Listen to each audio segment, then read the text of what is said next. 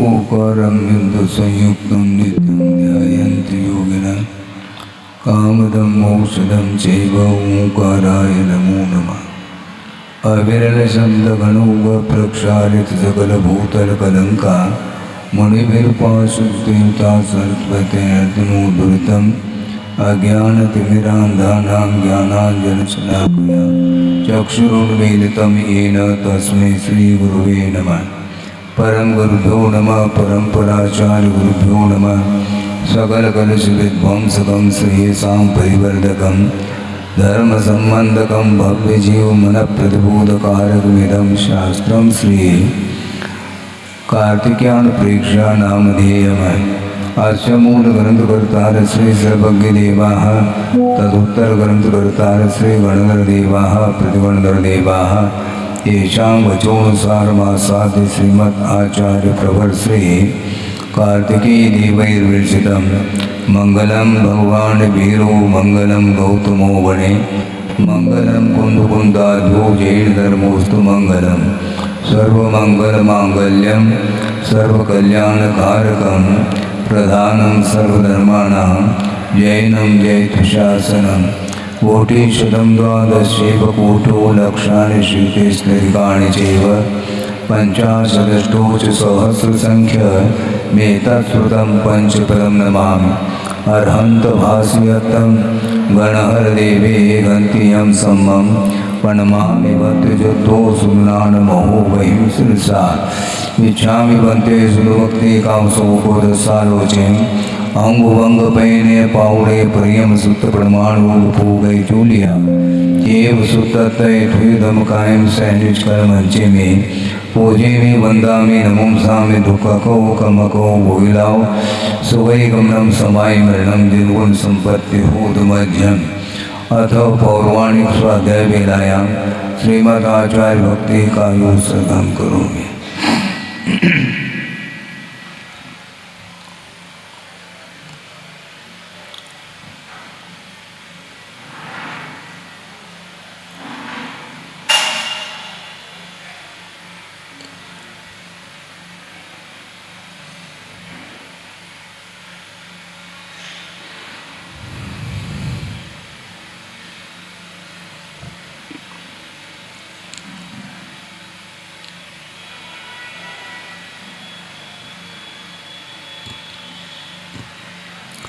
सुतजलधिपारिगेभ्य स्वपरमत विभावना पटुमतेभ्य सुचरितपूर्णदेभ्यो नमो गुरुभ्यो गुणगुरुभ्य छत्तीस गुण समज्ञे पंचव्याचार कर्ण संदर्शे शिष्यानुगफले धर्माये सदा वंदे गुरुभक्त संजमेन तरंत संसार सायरं घोरं चिन्नत्यष्टकमं जन्मन मरणं तपावेन्ति ये नित्यं धृतमंत्रो निरता ध्यानाग्निहोत्रा गुणा षट्कर्मा विरता तपोधर्मना साधु क्रिया साधव शील प्रावरणा गुण प्रेरणा चंद्रागतिजोदिका मोक्षद्वार पाठपाठ नवटा प्रीणंत मां साधव गुरुव पांतनो नित्यं ज्ञान दर्शन नायका चारित्राणुगंभीरा मोक्ष मार्गोपदेशिका इच्छामि बन्ते आयुर्भक्ति कामसुकोदसालोचें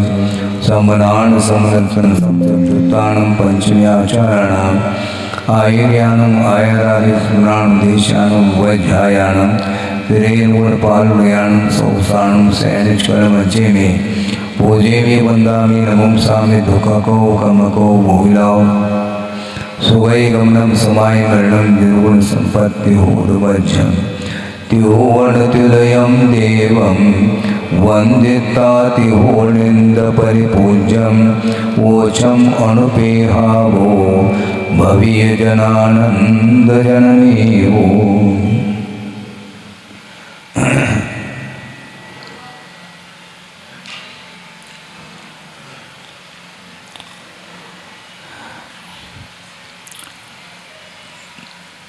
कल एक विषय रखा गया था, उस विषय में शायद संभव है किसी को जिज्ञासा रह सकती है, उसको और विशेष रूप से रखने का प्रयास किया जा रहा है। वह ये विषय है कि गुरुदेव ने वह विषय कई बार हम लोगों के सामने रखा है, इसलिए उस विषय को रखना उपयुक्त समझता हूँ। लेकिन इसके उपरांत भी भूमिका अपनी अपनी हुआ करती है।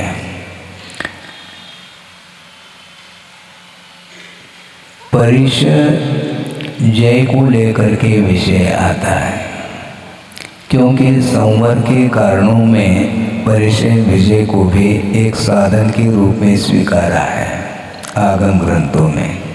जिस प्रकार अणप्रेक्षाओं के माध्यम से संवर होता है, गुप्ति, समिति, धर्म, परिचय, विजय और चार, ये सारे संवर के साधनभूत सामग्री है, इनके माध्यम से संवर होता है। अब रही बात परिचय को लेकर के, उसमें एक रूप परिचय भी आता है। तो रूप परिचय के ऊपर विजय प्राप्त करने वाला जो साधक होता है, उसके माध्यम से वह कर्मों का संवर करता है और निद्रा भी उसके माध्यम से होती है। प्रश्न ये था, विषय ये था, गुरुदेव ने ये कहा था, ये बहुत सूक्ष्म विषय है जो कल रखा था। जिज्ञासा उठ सकती है कि रोग का प्रतिकार क्या संवर के कारण हो सकता है? रोग का जो प्रतिकार है वह संवर के लिए कैसा कारण हो सकता है? क्योंकि परिचय के ऊपर विजय प्राप्त करने से संवर होता है, न कि परिचय का प्रतिकार करने से। समझ लेना। हाँ, प्रतिकार करने से संवर कभी भी नहीं होता, क्योंकि संवर के लिए वह साधन माना है। परिचय के ऊपर विजय प्राप्त करने से आश्रव रुक जाता है, जिसको संवर बोलते हैं।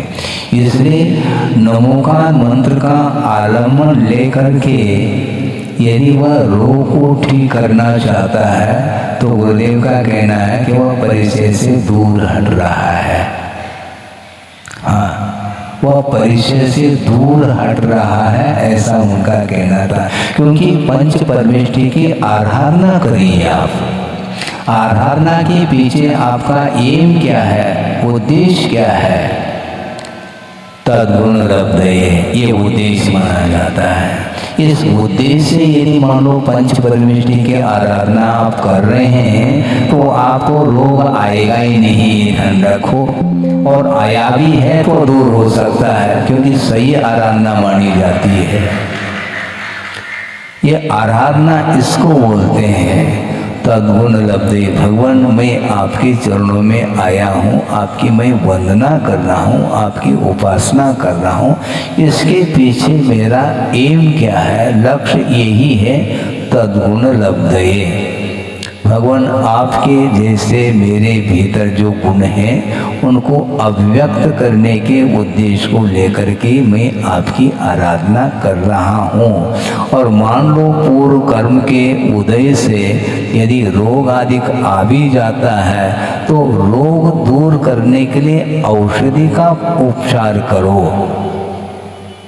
औषध के माध्यम, क्योंकि 4 प्रकार के दान का भी उल्लेख है आगम में, तो औषध दान के माध्यम से वह रोग ठीक कर सकते हैं। किंतु नमोकार मंत्र का आलम्बन लेकर के रोग को ठीक करना उपयुक्त नहीं, क्योंकि पंच परमेष्टि का आलम्बन आप रोग को दूर करने के लिए आलम्बन ले लिया तो संवर तो नहीं हो पाएगा।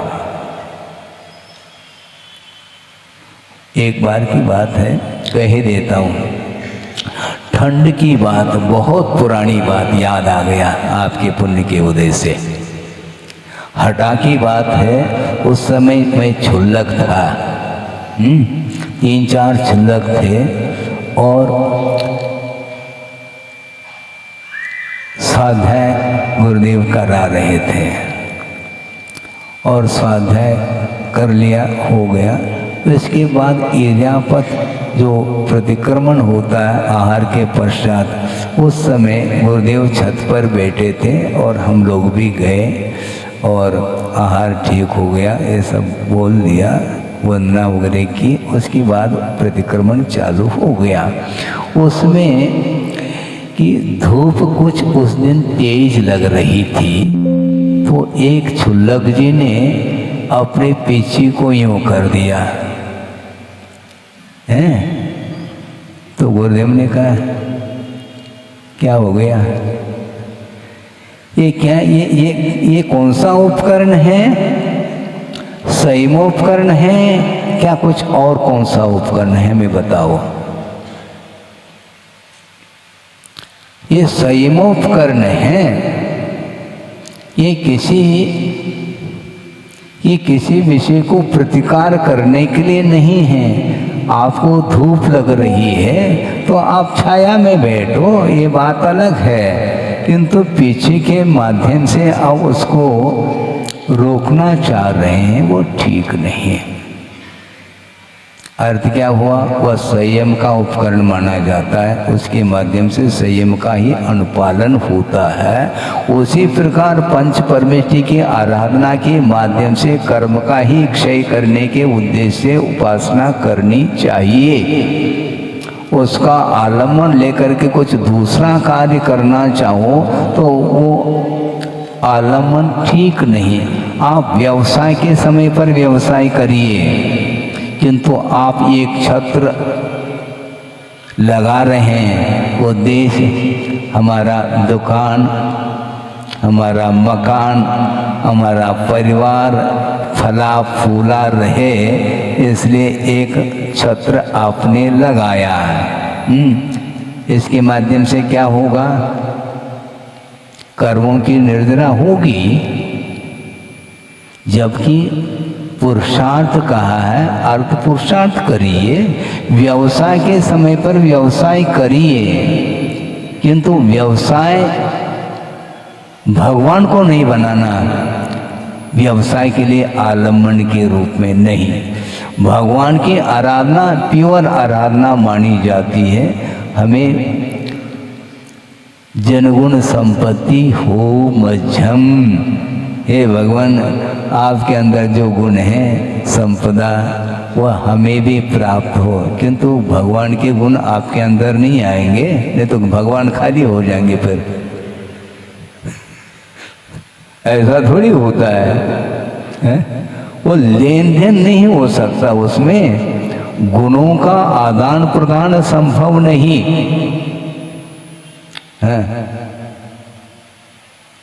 आप आहार दे दो और हम अपने अंदर से गुण आपको बदले में दे दें, ऐसा कुछ होता है क्या? नहीं हो सकता।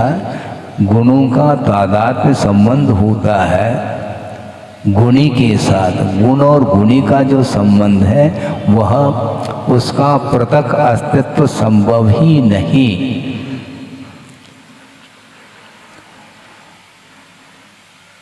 आपने वस्त्र खरीदा, कौन सा? सफेद। हम कहना चाहते हैं केवल सफेद को खरीदना, वस्त्र नहीं खरीदना, ऐसा संभव है? क्योंकि वह गुण है, कलर उस पदार्थ से पृथक नहीं हो सकता। वह रंग, वो जो गुण है, वो जो पर्याय है, वह द्रव्य से पृथक नहीं हो सकता। उसी प्रकार जिनेंद्र भगवान के अंदर जो गुण हैं वो सारे सारे गुण किसी को दिए नहीं जा सकते हैं, देने योग्य वस्तु है नहीं। इसलिए भगवान जैसे अपने अंदर गुणों को प्राप्त करना चाहो तो तद्गुण लब्धि, भगवान की प्योर उपासना करो, आराधना, उसमें किसी भी उद्देश्य को लेकर के नहीं। यदि उद्देश्य बनाना है तो कर्म क्षय के उद्देश्य को लेकर के यदि आराधना करते हैं, उसके माध्यम से संवर और निर्जरा होगी और शास्त्रीय पुण्य का संचय होगा। शास्त्रीय पुण्य के संचय के उद्देश्य को लेकर के भी आराधना नहीं की जाती है, क्योंकि ये मांग कहलाई है। मांग के साथ नहीं, कोई शर्त नहीं है, कोई शर्त नहीं, निशर्त, कोई अपेक्षा नहीं, निरपेक्ष भाव के साथ ही प्रभु की आराधना, गुरु की आराधना होती है। उसके माध्यम से वह पाप कर्म का संवर होता है। जो प्रति समय विषयों के कारण जो आश्रव हो रहा था, विषयों के प्रति आसक्ति के कारण अथवा विषयों के उपभोग के कारण जो पाप का आश्रव हो रहा था, वह प्रभु की आराधना करने से वह आश्रव रुकता है। इसलिए नमोकार मंत्र की आराधना करने से आश्रव रुकता है। रोग तो अपने आप रुक जाएगा। रोग रुके, रोग समाप्त हो, ये क्यों उद्देश्य रखते हो? क्या विश्वास नहीं है आपके पास? पंच परमेष्ठि के प्रति जब विश्वास आपका गाढ़ विश्वास हो गया, फिर ये क्यों अभिप्राय रखते अंदर, मेरा रोग ठीक हो गया, ठीक हो जाए, ठीक हो जाए, ये सब है। हाँ, क्या क्या?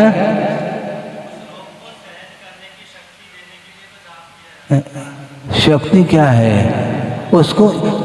एक मिनट, मूल ये है कि वस्तुतः आप रोग का प्रतिकार करना चाह रहे हैं, क्या कुछ और करना चाह रहे हैं? दुख का प्रतिकार भी आध्यान माना जाता है। आप लिखे रखिए, आप रोग ठीक हो जाए, ठीक हो जाए, ये भाव है, इसी का नाम आध्यान है। और उसको दूर करने के लिए पंच परमेष्ठि की आराधना कर रहे हैं। आप पंच परमेष्ठि की आराधना प्योर करिएगा और बाद में यदि मान लो उपचार के दृष्टि से औषध उपचार कर लो, इसमें कोई बाधा थोड़ी है। एक बहुत अच्छा विषय दे रहा हूँ, वो भले अपनी भूमिका में हो अथवा ना हो, यह अलग विषय है। विषय ये दे रहा हूँ मैं, बहुत सारी रिद्धियाँ होती हैं जो कि तप की विशुद्धि के कारण ही रिद्धियाँ प्राप्त होती हैं। उसमें एक औषध रिद्धि, अब सोचना, एक मुनि महाराज है और तीव्र कर्म के, असाता कर्म के उदय से भयानक रोग हुआ है और वो साधना में इतने लीन हो गए, रत्नत्रय की निर्दोष चर्या पालन करने के लिए वो कटिबद्ध है और निर्दोष रत्नत्रय की आराधना के माध्यम से उनको औषध रिद्धि प्राप्त हो गई। सुन रहे हैं आप? अब औषध रिद्धि प्राप्त हो गई तो डॉक्टर के पास जाने की आवश्यकता थोड़ी। स्वयं रिद्धि, औषध रिद्धि के माध्यम से उस रोग को ठीक कर सकते हैं, लेकिन नहीं किया। क्यों नहीं करते? क्योंकि परिचय विजय प्राप्त करना है, आपकी भूमिका नहीं है, तो इसलिए आप दवाई आदि के माध्यम से उसको रोग को दूर कर लो, इसमें कोई बाधा नहीं है। जैसे भूख लगा आती है तो क्षुधा के शमन के लिए आहार लिया जाता है, तो आहार लेना भी धर्म ध्यान सिद्ध हो जाएगा। है? ऐसा करो ना कि क्षुधा को मिटाने के लिए पंच परमेष्ठि का जाप करो। ये नहीं होता। रोग को दूर करने के लिए तो पंच परमेष्ठि की आराधना और आहार क्षुधा मिट जाए, इसलिए आप नमोकार मंत्र का जाप करो, फिर आहार के लिए नहीं उठना है।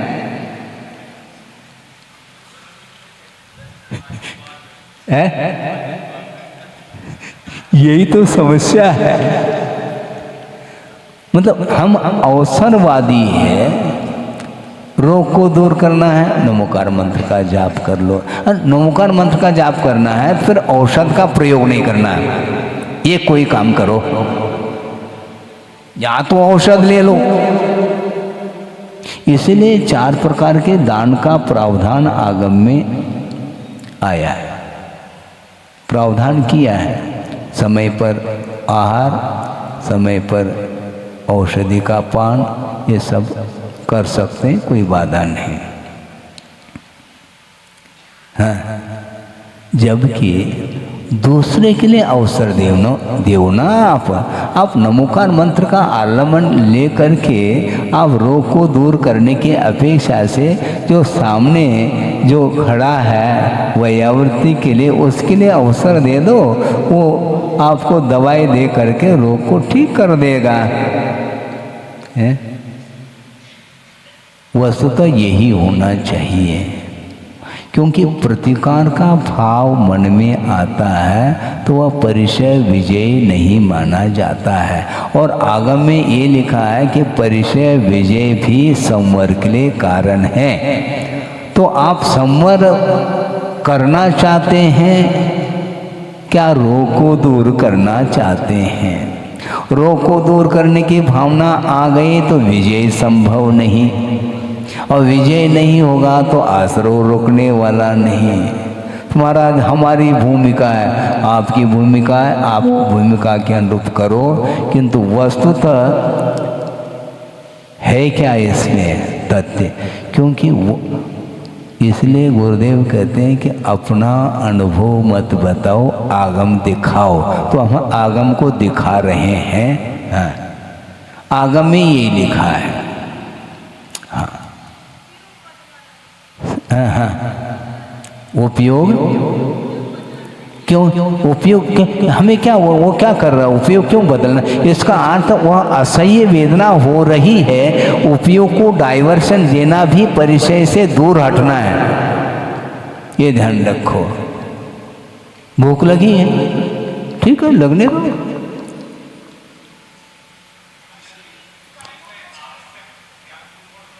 हाँ, बहुत बढ़िया। हाँ हाँ, ठीक है ना। फिर स्वाध्याय भी आवश्यक नहीं, क्योंकि मूल गुण नहीं है ये उत्तर गुण है। ध्यान रखो, आप आए हैं, हमने देखा नहीं था। वो मूल गुण नहीं, वो कंपलसरी नहीं। तो स्वाध्याय कंपलसरी है क्या? बल्कि आचार्यों ने श्रवण के लिए स्वाध्याय को कंपलसरी नहीं रखा। 28 मूल गुण के अंतर्गत 6 आवश्यकों का उल्लेख किया। उन 6 आवश्यकों में स्वाध्याय को गर्भित नहीं किया। गिन लो आवश्यक कौन कौन से होते हैं। हाँ,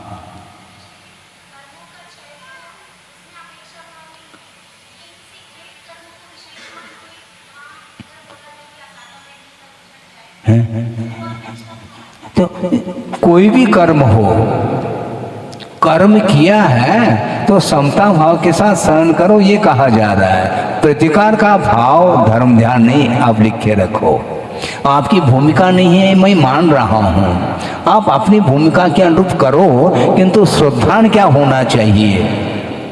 श्रद्धान में समझौता नहीं, कंप्रोमाइज नहीं, जो है उसको स्वीकार करो। प्रतिकार का भाव किसी में आगम में लिखा हो, मुझे ले आना कि प्रतिकार का भाव धर्म ध्यान है। कोई भी बोलो, अलग जी भी बोल सकते हैं, महाराज भी बोल सकते हैं, आप लोग भी बोल सकते हैं। प्रतिकार का भाव धर्म ध्यान है, ऐसा कहीं भी आगम में पढ़ने को मिला है क्या? इससे स्पष्ट है कि प्रतिकार के भाव के साथ आर ध्यान लगा हुआ है। और आर ध्यान कहीं भी संवर के लिए कारण नहीं बताया। सुनो क्या कहा? हाँ, आर ध्यान कभी भी संवर के लिए कारण बताया क्या? बोलो, काफी समय हो गया अध्ययन करते हुए। आगम में आर ध्यान को संवर के लिए कारण बताया हो, हमें आगम ले आना। क्यों पंडित जी? नहीं ना? हाँ, फिर ये प्रतिकार का जो भाव है या ध्यान है, इसको स्वीकार कर लेना चाहिए। आप बर्दाश्त नहीं हो रहा है इसलिए आप उपचार कर रहे हैं, आप करिए। हाँ, प्रतिकार को कहीं भी धर्म ध्यान की संज्ञा दी नहीं है। हाँ, जबकि आध्यान रोध ध्यान को संसार के लिए कारण बताया है। परे मोक्ष हेतु, परे अर्थात आगे के जो धर्म ध्यान और सुख ध्यान हैं, ये मोक्ष के लिए हेतुभूत हैं। इससे पारिशेष न्याय से अपरे संसार से हेतु, अन्य जो शेष ध्यान है, आध्यान रोध ध्यान, ये संसार के लिए कारण है। तभी धर्म ध्यान और सुख ध्यान मुक्ति के लिए कारण, धर्म ध्यान को मुक्ति के लिए कारण का, न कि आध्यान और रोध ध्यान को। इसे स्पष्ट है, प्रतिकार का भाव आया व आध्यान माना जाता है, उसके माध्यम से संवर नहीं हो सकता। ये लिख करके रखिए आप। प्रतिकार करने का भाव है तो आप नीचे आ रहे हैं, इसको स्वीकार कर लो ना।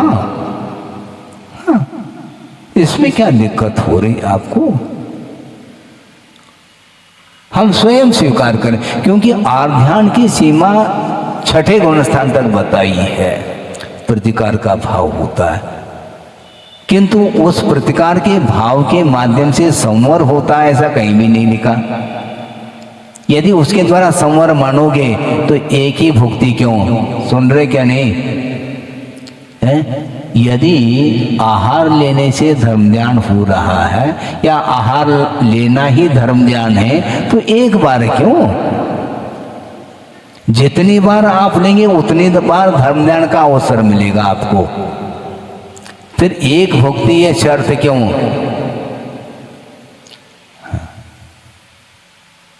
इसलिए प्रतिकार और ध्यान। हाँ, किसका प्रतिकार? दुख का प्रतिकार और ध्यान। और दुख को सहन करना संवर के लिए कारण, परिचय विजय।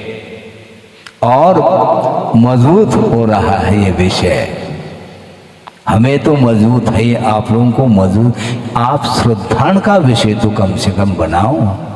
ये तो श्रद्धान भी यदि मानो कमी रहेगी तो फिर आपके कदम फिर बढ़ नहीं पाएंगे चारित्र की ओर।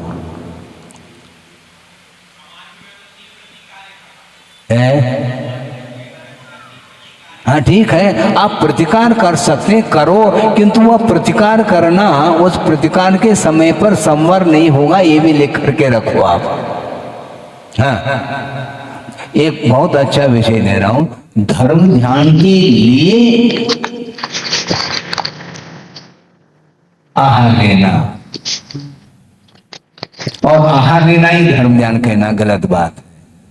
धर्म ध्यान के लिए हम आहार ले रहे हैं इतना क्षम्य है, किंतु आकर के प्रतिक्रमण क्यों करता है श्रवण? जब आहार लेने से धर्म ध्यान ही हो रहा है तो धर्म ध्यान करके आया हो, फिर प्रायश्चित ले लो, प्रतिक्रमण कर लो, ये सब क्या मामला है?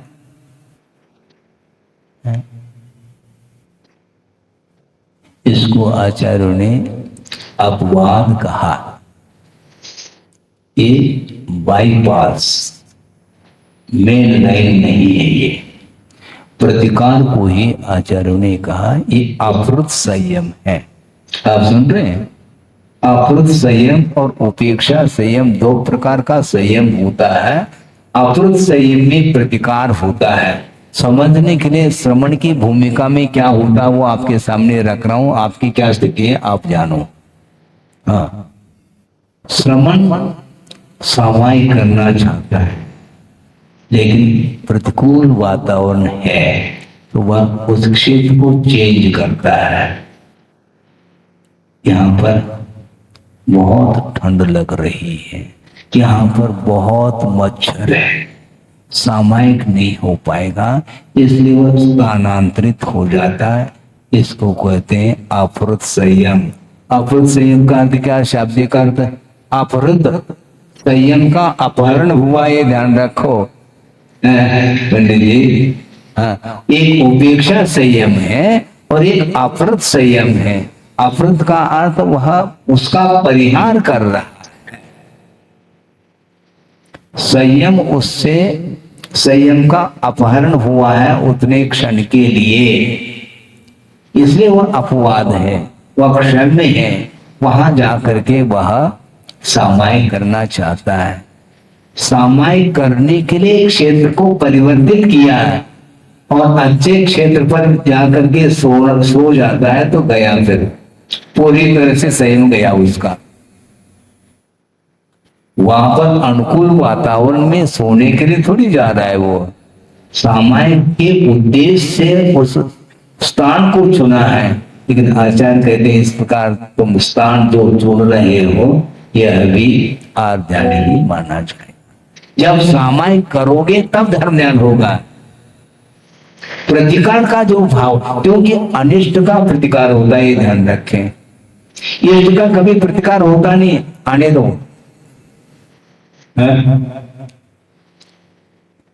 इष्ट का कभी प्रतिकार होता है क्या? अनिष्ट का प्रतिकार। भोजन में सामग्री इष्ट नहीं है तो उसका प्रतिकार, और इष्ट है तो उसका ग्रहण। ये दोनों आध्यान है इधर।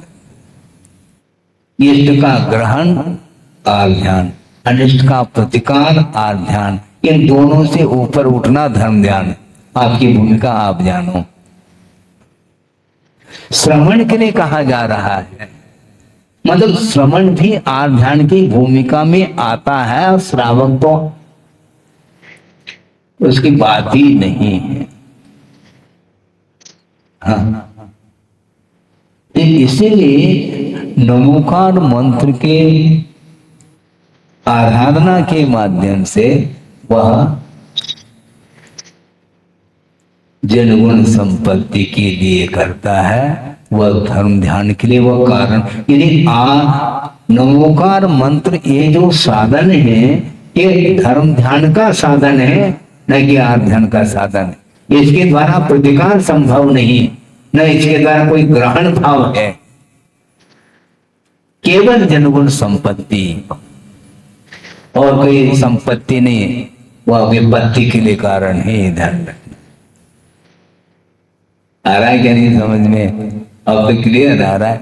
भले आपकी भूमिका नहीं है, मैं मानता हूं आपकी, क्यों श्रवण की भी भूमिका नहीं है, इसलिए वह आहार लेने के लिए आ रहा है। और जो मान लो 1 महीने तक उपवास करके बैठे हैं तो उनके लिए, उनकी जो निर्जरा, उनके लिए जो संवर हो रहा है वह प्रतिदिन जो उठ रहा है उसके लिए संभव है क्या? आहार लेना धर्म ध्यान है तो करो ना।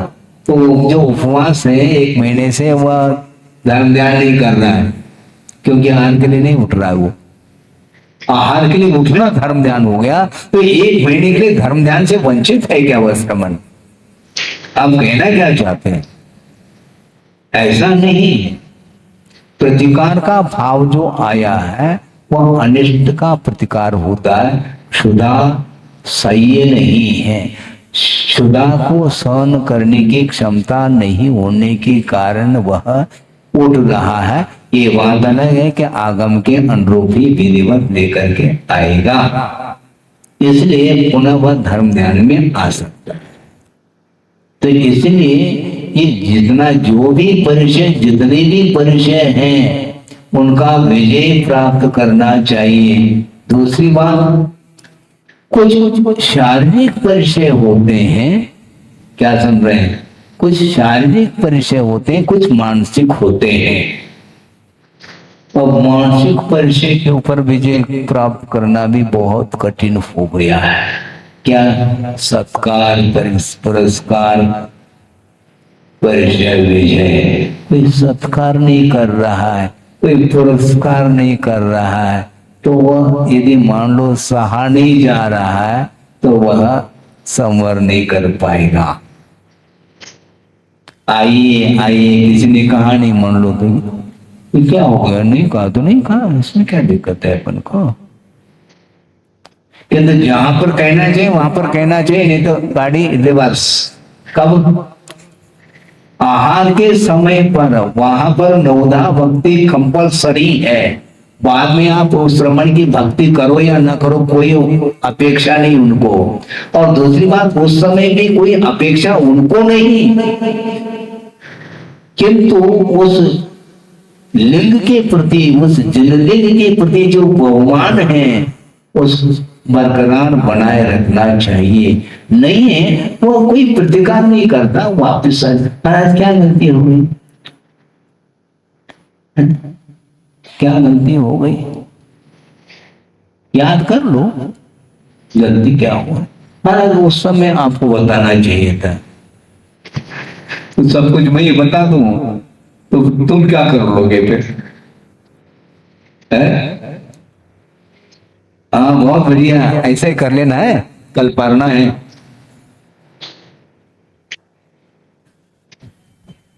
क्षमा की मूर्ति, क्षमा सागर, अब क्षमा के सागर। हाँ बहुत बढ़िया।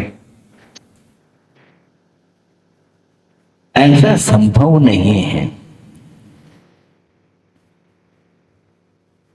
बाद में भले ही बताना यह अलग वस्तु, उस समय हम बोल नहीं सकते।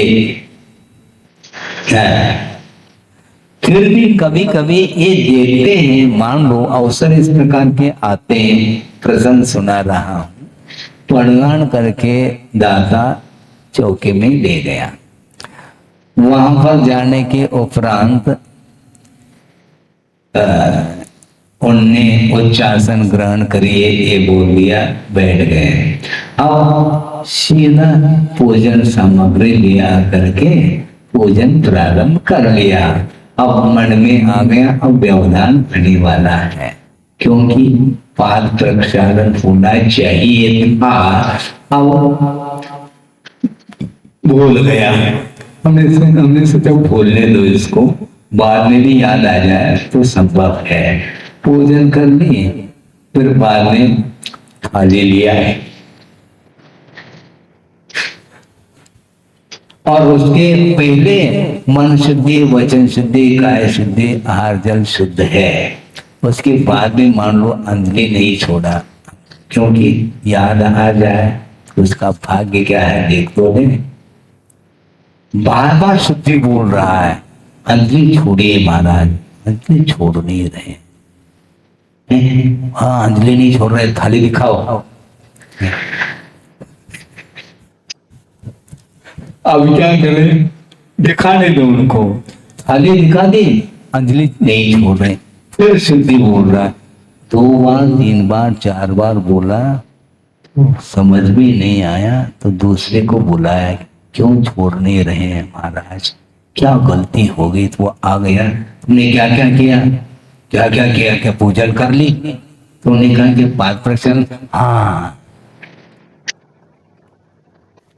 पाद प्रक्षालन नहीं किया। इतना अवसर हमने दिया है, ध्यान रखो। हाँ कृपा तो करनी पड़ती कभी कभी।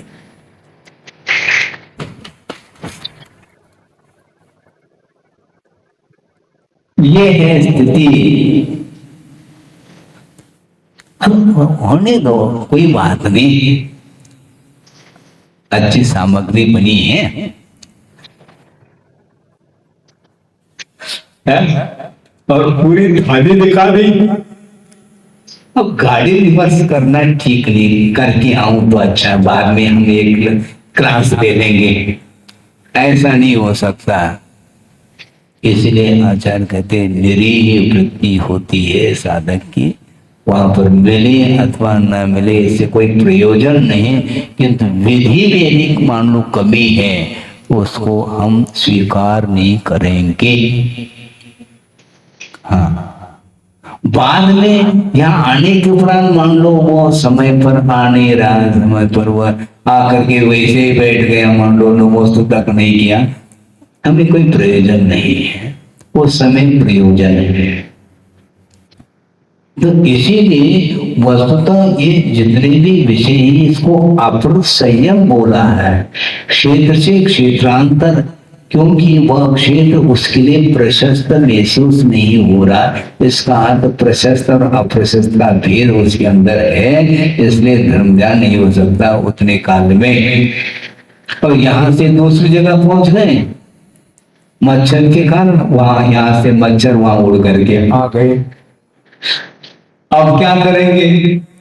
दिन भर ऐसे कर ले तो सामायिक समाप्त हो जाएगा, सामायिक का काल। रात में ऐसा हो रहा है मान लो तो क्या करेंगे?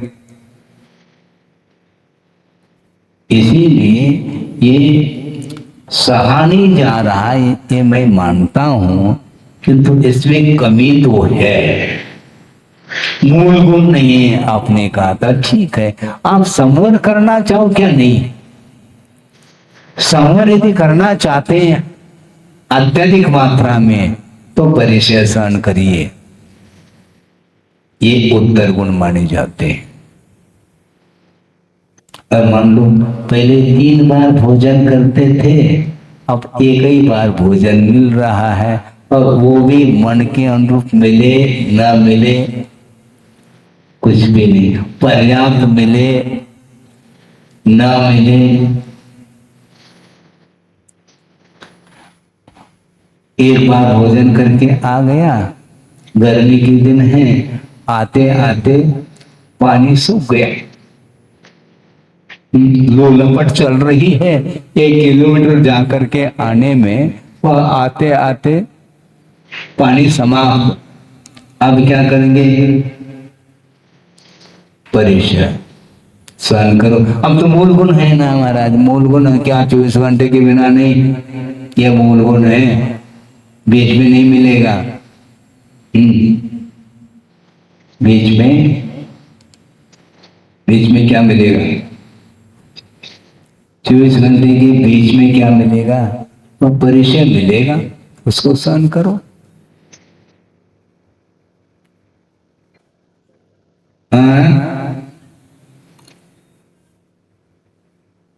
क्या कह रहे हैं? वो उद्देश्य अलग है, क्योंकि आपकी भूमिका ही अलग है। जब श्रवण की भूमिका में भी ये दशा हो रही है तो श्रावक की कथा क्या करें हम? वो अकथनीय है विषय है, वो कथा उसकी कर ही नहीं सकते, क्योंकि उसका मन लगता ही नहीं बहुत जल्दी। इसलिए हमने ये कहा था शुरुआत में कि प्रतिकार इष्ट का नहीं होता, अनिष्ट का होता है, इसको लिख के रखो। प्रतिकार जो होता है वो अनिष्ट का होता है, यदि इष्ट का प्रतिकार कर लोगे तो धर्म ज्ञान हो जाएगा। हाँ, जबकि राग के कारण ग्रहण होता है, द्वेष के कारण प्रतिकार होता है, और राग वही इष्ट पदार्थ के प्रति अनुराग होता है, विषयानुराग, और कुछ अनिष्ट पदार्थ है उसके प्रति द्वेष। इसलिए राग द्वेष वर्जनानि पंच ये कहा है। मनोज्ञ और अमनोज्ञ वस्तुओं के समागम में राग और द्वेष नहीं करना, यह अपरिग्रह व्रत की रक्षा इसके द्वारा होती है, भावना मानी जाती है। 5 भावनाएं लिखी है क्या? नहीं। तो प्रतिकार का भाव जो आता है वह धर्म ज्ञान है क्या? नहीं। इसलिए आप प्रतिकार करना हो तो प्रतिकार के लिए जो साधन है उन साधनों के माध्यम से प्रतिकार करो, न कि पंच परमिष्टि के आलम्बन से। ये कहा जा रहा है क्योंकि पंच परमिष्टि के आराधना के माध्यम से आश्रव नहीं होता, संवर और निर्जरा। संवर और निर्जरा के लिए कारण है पंच परमिष्टि धर्म ध्यान की सामग्री है क्या? ध्यान की, धर्म ध्यान की। इस धर्म ध्यान की सामग्री को सुरक्षित रखो। और ध्यान की सामग्री नहीं हो तो पीछे यूं जो रखी थी चिलक देने, बोलने लगा ये क्या किया तुमने? इसलिए दिया क्या? संयमोपकरण के लिए दिया है। आपको छाया में बैठना तो छाया में बैठो ना, इस उपकरण को, संयम उपकरण को प्रतिकार के लिए क्यों कर रहे हो तुम? प्राणी संयम इसके द्वारा होता है, और इंद्रिय संयम उसको सहन करना हो तो सहन करो, नहीं है तो छाया में बैठो। ये कहा था, अभी भी मुझे याद है 40-45 साल पूर्व की बात है, सन 76-77 में, जब क्षुल्लक अवस्था में था, ऐलन भी नहीं बना था, हटा की बात है। छत पर बैठे थे आचार्य महाराज और हम लोगों को पढ़ा रहे थे। अभी भी याद है, और आप लोग भूल जाते हैं, कल का प्रवचन आज भूल गए और आज का कल भूल जाएंगे, क्योंकि महाराज तो बैठे हैं, दिवाली तक हटने वाले थोड़ी है? तो ये होता है। तो इसीलिए ये बहुत कठिन काम है, इसलिए अनित्य भावना का विषय चल रहा है थोड़ा सा, है क्या? फिर क्या करना बता दिया गुरुदेव ने, है पीछे इसलिए दिए है क्या? है यही 45 साल पुराना। अभी अभी अभी का भूल गए तुम, तो पुराना क्या याद रखोगे? 45 साल पुराना, इन्हें सन 76-77 में क्षुल्लक अवस्था में देव पढ़ा रहे थे। उस समय उन्होंने कहा, वो टोन भी कैसा था हम जानते हैं, मतलब कुल मिला करके उस समय भी ऐसे उन्होंने संस्कार दिए हैं, तब जाकर के गाड़ी थोड़ी बहुत चल पा रही है, नहीं तो पटरी से नीचे उतरने में देर थोड़ी लगती।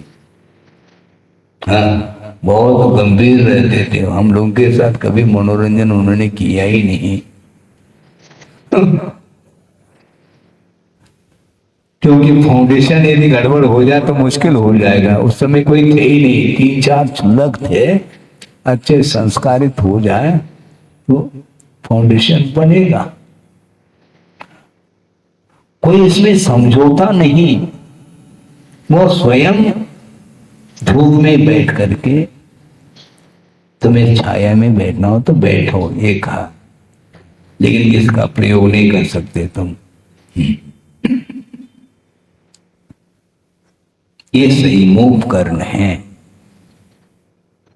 ये आध्यान की सामग्री नहीं। इसके द्वारा अहिंसा व्रत का पालन होता है। अहिंसा व्रत के पालन करने में जो साधनभूत जो वस्तु है उसका उपयोग अन्यत्र नहीं करना चाहिए, ऐसा उनका कहना रहा है। तापुं जिज्जवुलच्छे दिज्जवुदाने दयापानेन जाजल तरंग चवला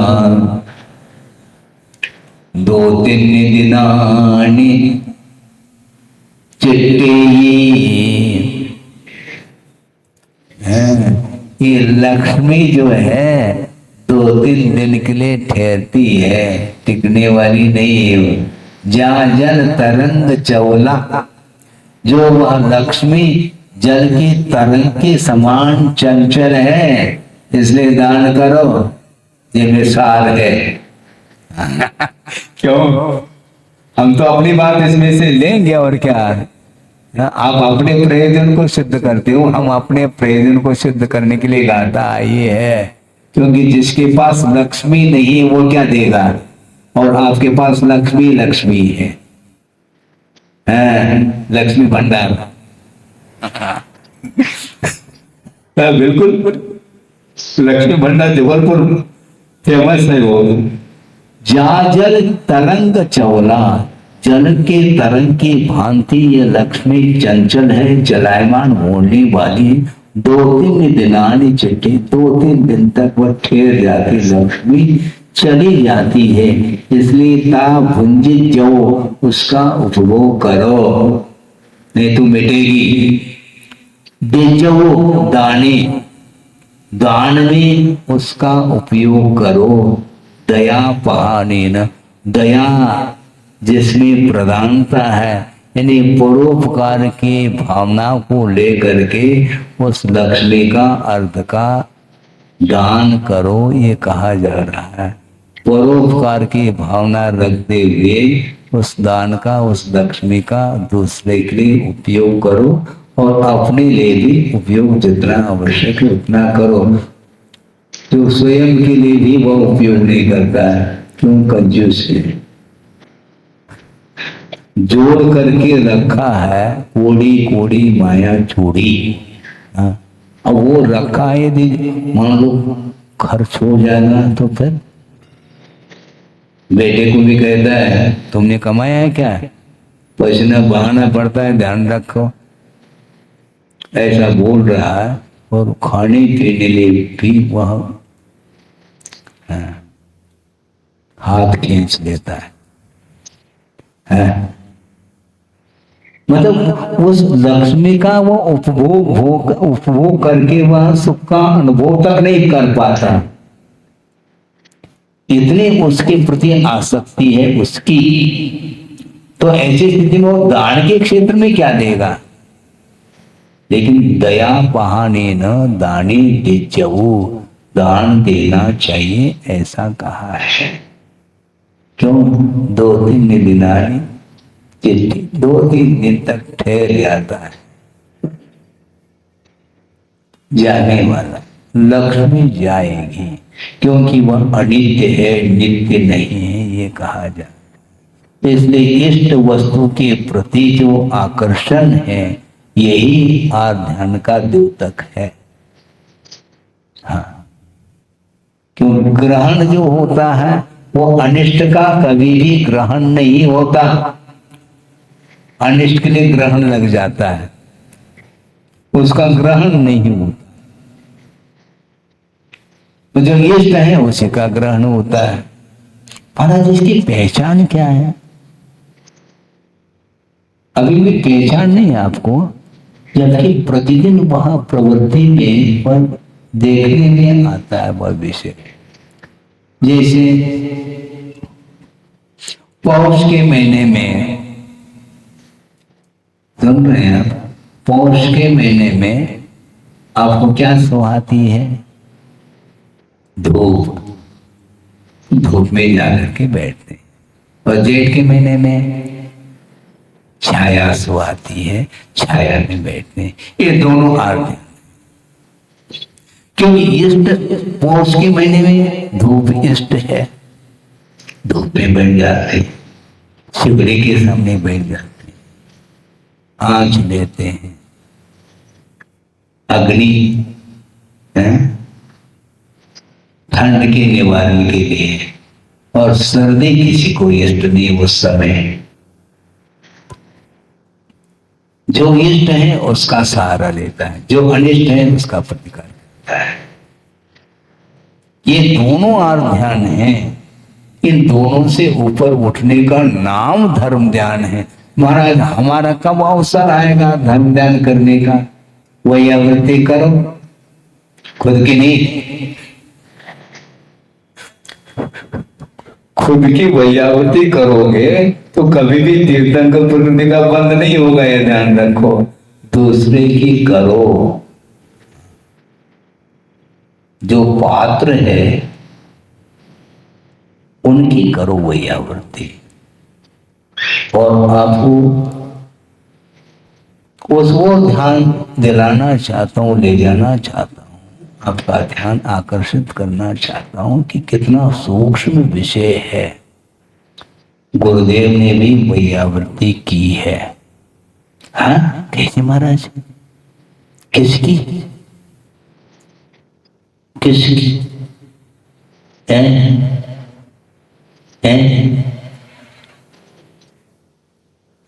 आप अभी समझ नहीं पा रहे हैं। ज्ञान सागर जी की तो की है, लेकिन ध्यान नहीं जाएगा आपका, इसलिए हम ध्यान दिलाना चाहते हैं, शायद आपको ध्यान में आ सकता है।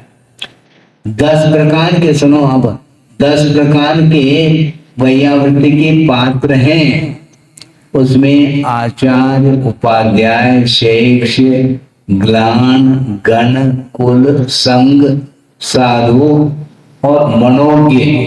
मनोज्ञ की भी वैयावृत्ति होती है। मनोज्ञ किसको बोलते हैं महाराज?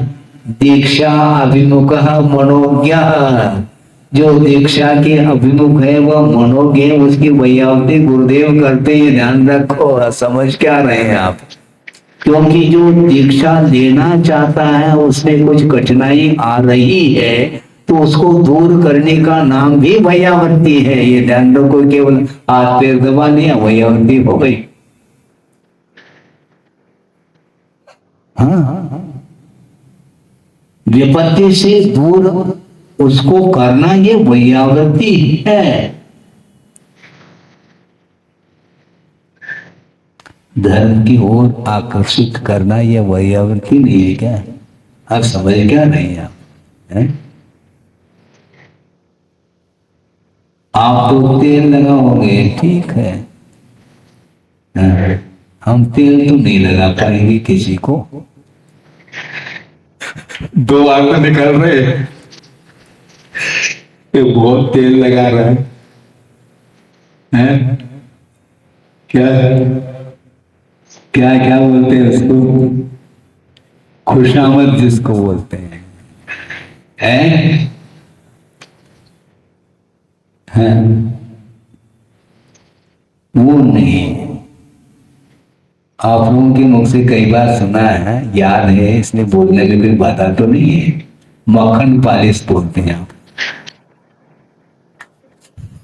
बहुत विचित्र, हमने इधर आकर के सुना, हमने ये क्या अर्थ है इसका? मक्खन पालिश का अर्थ क्या होता है?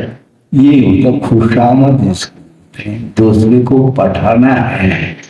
ये वैयावृत्ति नहीं मानी जाती, किंतु धर्म की ओर उसको सम्मुख करना, अग्रसर कराना, यह वस्तुतः वैयावृत्ति मानी जाती है।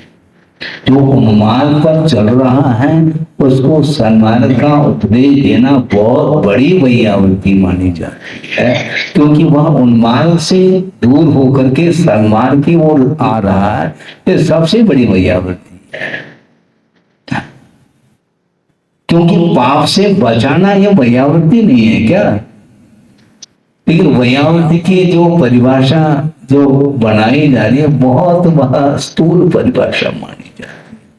तो गुरुदेव ने मनोज्ञ की वैयावृत्ति की है। गुरु हो करके किसकी वैयावृत्ति करते हैं? शिष्य की भी वैयावृत्ति करते हैं, क्योंकि मानसिक वैयावृत्ति बहुत बड़ी वैयावृत्ति मानी जाती है। शारीरिक जो कुछ भी वैयावृत्ति करना वो अलग विषय है, उसका निषेध नहीं। इससे भी बढ़कर के मानसिक वैयावृत्ति होती है, जो जिसका मनोबल डाउन हो रहा है, विल पावर, उसके लिए अभयदान दे करके उसको व्यवस्थित रखना, उसका स्थितिकरण करना, उपगोन करना, ये सब वैयावृत्ति के अंतर्गत आते हैं। तो इसीलिए हम ये कहना चाह रहे हैं कि परोपकार की भावना के साथ दान देना चाहिए, क्योंकि इस प्रकार, क्योंकि वस्तु के स्वरूप को हम समझेंगे तभी इस प्रकार जो है हमारा उपयोग उस ओर जाएगा और आश्रय रुक सकता है, क्योंकि यह भी संवर्ग के लिए कारण, क्योंकि अनित्य अनुप्रेक्षा का विषय चल रहा है, इसके माध्यम से आश्रय का निरोध होता है, ऐसा कहा है। बहुत कुछ विषय और भी रह सकता है, किंतु समय हो रहा है। मैं इतना ही कहना चाहता हूँ, यह जो धन के प्रति जो लालसा है उसको कम करिए और उसको धार्मिक क्षेत्र में उसका उपयोग यदि करते हैं तो धर्म ध्यान करने के लिए एक महान जनालय का निर्माण करने आप जा रहे हैं। बहुत सारे लोगों की वैयावृत्ति आपके थ्रू हो रही है, ध्यान रखो, क्योंकि भविष्य में जो भी आएंगे भव्य जीव और इस जिनालय का दर्शन करेंगे तो उनका आश्रय भी रुकने वाला है आपके माध्यम से। रुकता क्या नहीं? क्योंकि धर्म ध्यान के लिए एक साधन है। जिनालय चैत्य और चैत्यालय उसका निर्माण कर रहे हैं। ये तीर्थ का निर्माण किया जा रहा है। इसके आलम्बन से संसार का विच्छेद होता है। इस प्रकार के महान कार्य आपके द्वारा हो रहा है। इसके माध्यम से आश्रय रुके बिना रह नहीं सकता। संवर ही संवर। आपकी भूमिका में ये संवर है। हमारी भूमिका अलग है, आपकी भूमिका अलग है। हम बना नहीं सकते हैं। जो बना रहा है उसके लिए आशीर्वाद दिया जा सकता है, उसका समर्थन किया जा सकता है, उसके लिए प्रोत्साहित किया जा सकता है। उसको प्रोत्साहित करने के लिए हमें 1 घंटा भी देना पड़े हमें कोई बाधा नहीं है। 1 घंटा क्यों? कभी भी आ जाओ, हम बैठे हैं। क्योंकि दुकानदार सोता नहीं है, ध्यान रखो। दुकानदार यदि सोएगा तो ग्राहक लौट जाएगा, इसलिए ग्राहक को लौटाना ही नहीं चाहते। एक ग्राहक आ गया तो उसको और ज्यादा मोटिवेट करते हैं ताकि बाहर प्रचार करे वो इस दुकान का, ताकि सारे जितने भी मोहल्ले के ग्राहक हैं वो सारे सभा भवन में आ जाए।